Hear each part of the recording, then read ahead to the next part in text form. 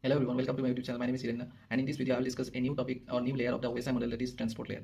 It is the fourth layer of the OSI model. Transport layer is basically responsible for transferring the reliable and unreliable data delivery from one end to the another end, and there are basically two types of protocol that are used at transport layer. First one is TCP, second one is UDP.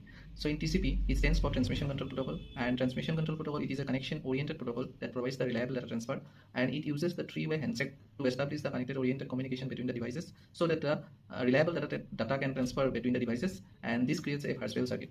So the process of connection oriented and the three-way handshake are, in the first step, the sender first send a request for synchronization segment to the destination, which is called S1 segment, and in the next step, second step, the receiver receives the S1 segment, and then it process a segment that is acknowledge the request that the receiver sequencing is synchronized, and also the bidirectional connection can be formed, and this segment is known as S1 oblique ACK segment. Here the two flags are sent together in a same segment header. In the third step, that is after receiving the S1 oblique ACK segment, the sender send a TCP segment that is called as acknowledgement segment, which enables or which notifies with the receiver host that the connection agreement has been completed, and now the new connection can be established between the sender and receiver.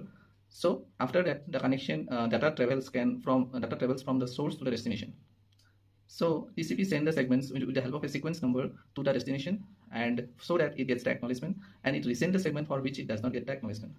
Moreover, there are some other characteristics of transmission control protocol like flow control, segmentation, and reliability. The examples of TCP are like TCP/IP network and the internet. The next type of protocol is known as UDP. It stands for User Datagram Protocol. It is a connection-less protocol, and that provides the non-reliable data transfer.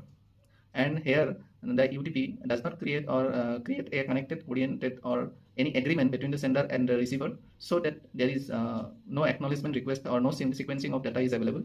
But the UDP is faster than TCP because there is no overhead of opening a connection using three-way handshake, then maintaining the connection, and then closing the connection. Also, there is no overhead of acknowledgement.